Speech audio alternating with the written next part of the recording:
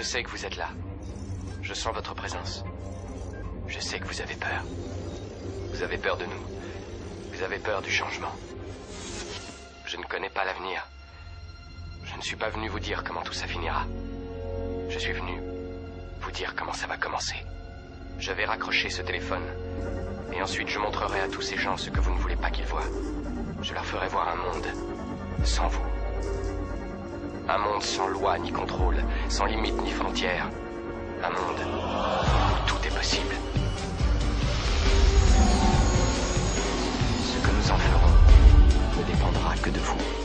They call themselves anonymous. They are hackers on steroids. Police say they have arrested 3 suspected hackers believed to be part of an international network. A group calling themselves Anonymous has vowed to destroy the Church of Scientology. Anonymous, the group responsible for Operation Payback, which temporarily crippled the website of MasterCard, Visa, and PayPal. We are Legion. We are Anonymous. We are Anonymous. We are Legion. We do not forgive. We will not forget. Expect us.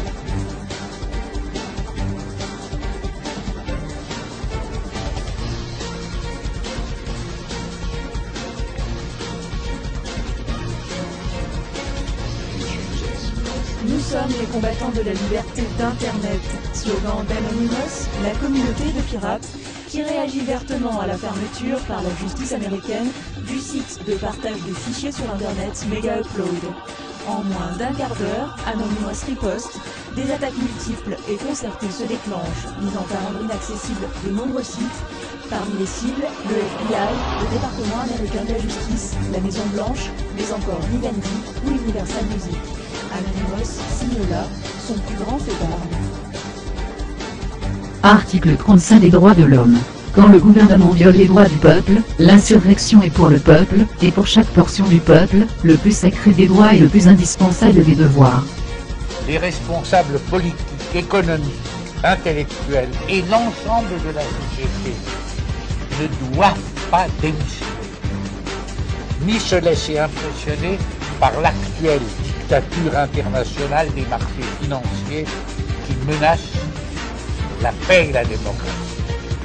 Nous n'acceptons pas que les principaux médias soient désormais contrôlés par des intérêts privés, contrairement au programme du Conseil national de la résistance et aux ordonnances sur la presse de 1944.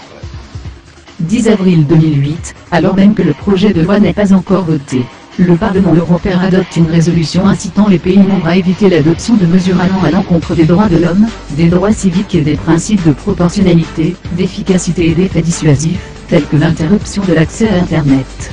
29 avril 2008, la CNIL, Commission nationale de l'informatique et des libertés, rend un avis négatif sur le projet de loi Hadopi.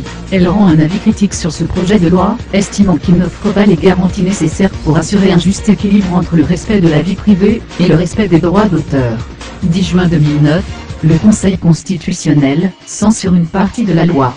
Elle déclare notamment inconstitutionnelle la capacité de l'Hadopi à décider de la coupure de la connexion Internet d'un citoyen. 8 juillet 2009, la nouvelle loi Hadopi est votée par le Sénat en première lecture. L'opposition a voté contre. Nouveauté, le projet de loi inclut désormais la surveillance des emails. Alors où le monde connaît l'une des plus grosses crises de tous les temps.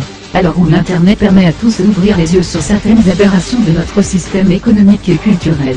Alors où l'indignation générale atteint son paroxysme, et que les peuples du monde commencent à s'unifier pour rejeter ensemble un système financier basé sur toujours plus de dettes, et sans aucune porte de sortie. À cette heure, il est intéressant d'observer la prise de position de notre premier représentant politique, qui semble saluer la censure de l'Internet et de l'information, qui identifie les uploaders et utilisateurs de streaming français à des criminels et des voleurs, et qui applaudit la légalisation d'un racket mise en place par les ayants droit, qui ont largement profité du passage à l'euro pour augmenter progressivement ces 10 dernières années, le prix de l'accès aux loisirs et à la culture. Monsieur Nicolas Sarkozy, président élu par le peuple français, qui défend avant tout les intérêts financiers étrangers. Monsieur Nicolas Sarkozy, le français nourri, blanchi, logé, transporté, payé et qui en début de mandat, s'est augmenté de 172%. Le petit homme politique et son projet Hadopi, qui n'arrivait pas à stopper la web résistance française mise en place contre le capitalisme darwinien, par un réseau de partage et d'entraide de ses utilisateurs, et qui par ce fait approuve la destruction et la fermeture de la plus grande base de données au monde au détriment des milliers d'utilisateurs, créateurs, artistes, qui stockait leurs souvenirs, leurs sauvegardes et leurs projets fruits pour certains. 2 milliers d'heures de travail et d'argent investi. Monsieur Nicolas Sarkozy, l'homme qui soutient la destruction de ce qui ne comprend pas. Anonymous vous annonce que le blackout continuera, et que votre site Adobe restera encore longtemps en maintenance sabbatique. Anonymous appelle également tous les Français à relayer un maximum d'informations autour d'eux, afin d'alerter l'opinion sur la réalité du mouvement, au contraire des grands médias sarkozystes, qui semblent déjà avoir parti pris. Nous sommes Anonymous. Nous sommes Légion. Nous ne pardonnons pas, nous n'oublions pas. Attendez-vous à nous voir.